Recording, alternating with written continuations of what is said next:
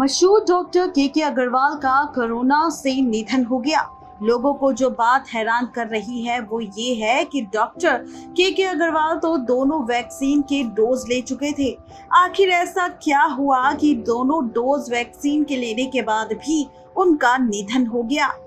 इस पर अब मेदांता अस्पताल के डॉक्टर अरविंद कुमार ने किया है चौंकाने वाला खुलासा। डॉक्टर अरविंद कुमार ने कहा है कि ऐसी कई वजह हो सकती है जिन्हें पूरी तरह से यहाँ पर हम आज आपको बताएंगे। डॉक्टर अरविंद कुमार ने कहा है कि ऐसी कई वजह हो सकती है जिनसे पूरी तरह से टीकाकरण के बाद भी ऐसा हो सकता है, यानी कि वैक्सीन लेने के बाद भी ऐसा हो सकता है। आपको बता दें कि डॉक्टर अरविंद कुमार ने कहा है कि इस पर और रिसर्च की जरूरत है।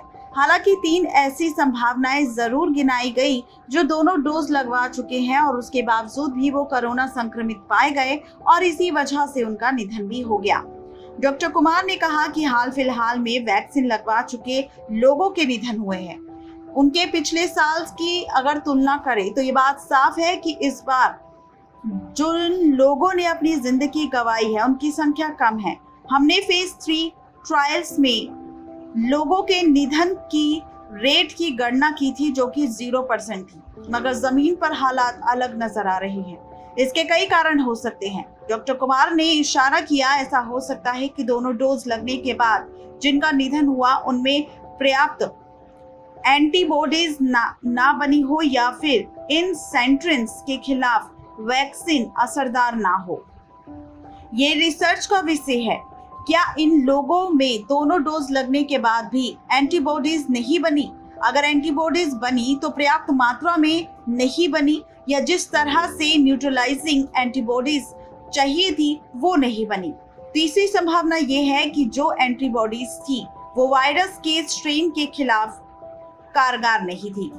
मेदांता के एक्सपर्ट ने खुद जनता से अपील करते हुए कहा है कि इसका मतलब ये नहीं है कि वैक्सीन बेकार है।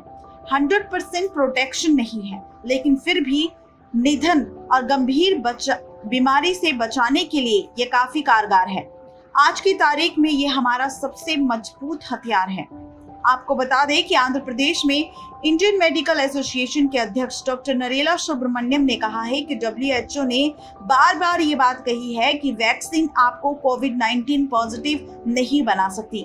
उन्होंने ये भी कहा है कि अगर कोई व्यक्ति कोविड बीमारी के इंक्यूबेशन पीरियड में वैक्सीन लेता है तो टेस्ट पॉजिटिव आ सकता है, या ये भी हो सकता है कि वैक्सीनेशन सेंटर से आपको इन्फेक्शन हो या टीका लगने के बाद उस स्थिति में भी पॉजिटिव रिजल्ट आ सकता है।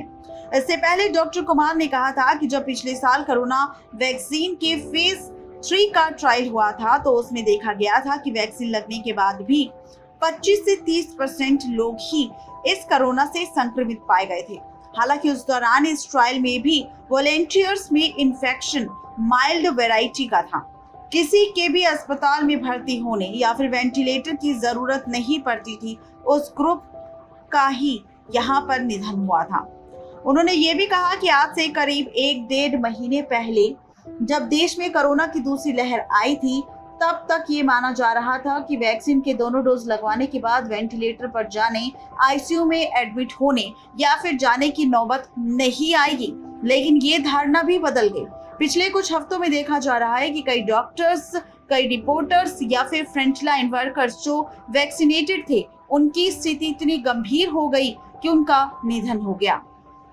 कोविड-19 संक्रमण की दूसरी लहर में 250 से ज्यादा डॉक्टर्स का निधन हुआ है। इंडियन मेडिकल एसोसिएशन के अनुसार कुल 259 डॉक्टरों ने कोरोना के चलते अपनी जान गंवा दी। इन सभी डॉक्टर्स में सबसे ज्यादा जान गंवाने वाले युवा डॉक्टर्स हैं जिनकी उम्र 30 से 55 साल तक के बीच में थी। IMA की माने तो दूसरी लहर में सबसे अधिक डॉक्टर्स की जान बिहार में गई। बिहार में अब तक कुल 78 डॉक्टर्स का निधन हुआ है। इसके अलावा उत्तर प्रदेश में कुल 37 डॉक्टर, तो दिल्ली में 28 डॉक्टर्स का निधन हुआ है। साथ ही आंध्र प्रदेश में भी 22 डॉक्टर्स, तेलंगाना में 19 डॉक्टर, महाराष्ट्र, पश्चिम बंगाल में 14 डॉक्टरों को कोरोना संक्रमण के चलते उन्होंने दुनिया को अलविदा कह दिया।